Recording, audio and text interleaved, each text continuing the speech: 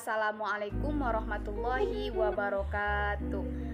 Baiklah, kami dari kelompok 1 yang beranggotakan Fahma Nisa Fauziah, Intan Mahendra Putri, dan saya sendiri Nurul Kamila. Di sini kami akan menjelaskan tentang pengembangan nilai moral dan agama pada anak usia dini. Nah, yang pertama sekali ialah pengertian moral. Nah, moral berasal dari kata Latin mores yang berarti tata cara, kebiasaan, dan adat. Nah, istilah dari moral selalu terkait dengan kebiasaan, aturan, atau tata cara suatu masyarakat tertentu, termasuk pula dengan moral adalah aturan-aturan atau nilai-nilai agama yang dipegang oleh masyarakat setempat. Nah, sedangkan agama merupakan suatu yang dimiliki oleh setiap individu atau anak melalui perpaduan antara potensi bawaan sejak lahir dengan pengaruh dari luar individu. Jadi, pengembangan nilai moral agama erat kaitannya dengan budi pekerti seorang anak, sikap sopan santun, kemauan melaksanakan ajaran agama, baik dalam kehidupan sehari-hari. Nah, perkembangan aspek nilai-nilai agama dan moral anak usia dini dilakukan dengan kegiatan pembiasaan rutin dan keteladanan yang dilakukan oleh anak sehari-hari membuat seorang pendidik harus merancang kegiatan pembelajaran yang lebih terprogram, apalagi menyangkut media dalam pembelajarannya. Nah, selanjutnya timbulnya jiwa keagamaan.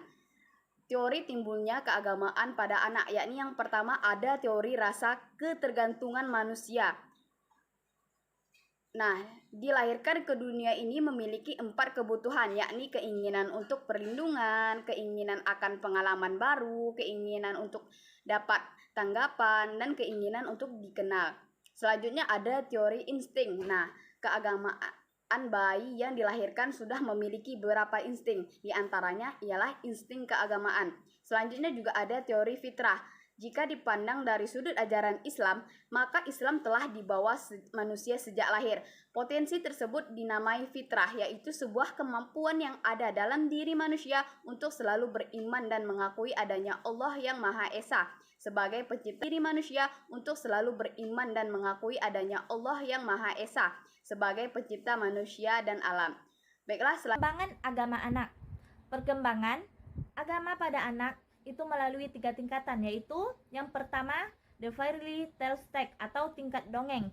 Tingkatan ini dimulai pada anak berusia 3-6 tahun. Pada tingkatan ini, konsep mengenai Tuhan lebih banyak dipengaruhi oleh fantasi dan emosi.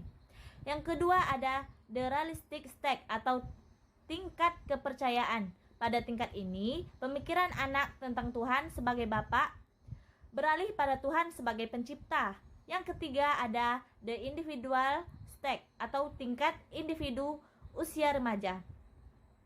Pada tingkat ini, anak telah memiliki kepekaan emosi yang tinggi, sejalan dengan perkembangan usia mereka. Sifat-sifat agama pada anak. Yang pertama, unreflective atau tidak mendalam. Sifat ini ditunjukkan anak dengan menerima keberadaan ajaran agama tanpa kritik, tidak begitu mendalam dan sekedarnya saja. Yang kedua ada egosentris. Sifat ini ditunjukkan anak dengan berperilaku melaksanakan ajaran agama. Anak lebih menonjolkan kepentingan dirinya, dan anak lebih menuntut konsep keagamaan yang mereka pandang dari kesenangan pribadinya. Yang ketiga, anthropomorphis.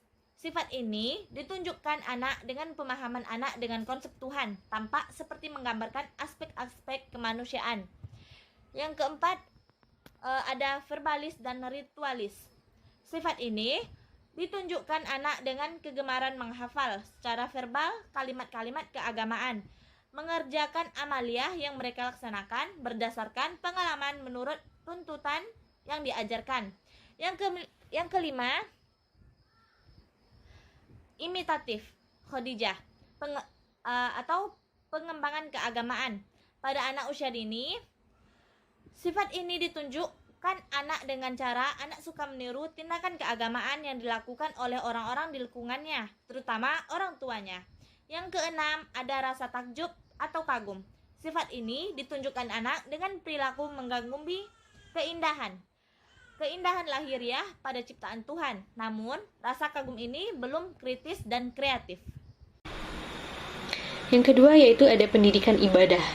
Pendidikan ibadah hendaknya dikenalkan sedini mungkin dalam diri anak agar tumbuh menjadi insan yang benar-benar takwa, yakni insan yang taat, melaksanakan segala perintah agama, dan taat pula dalam menjauhi segala larangannya.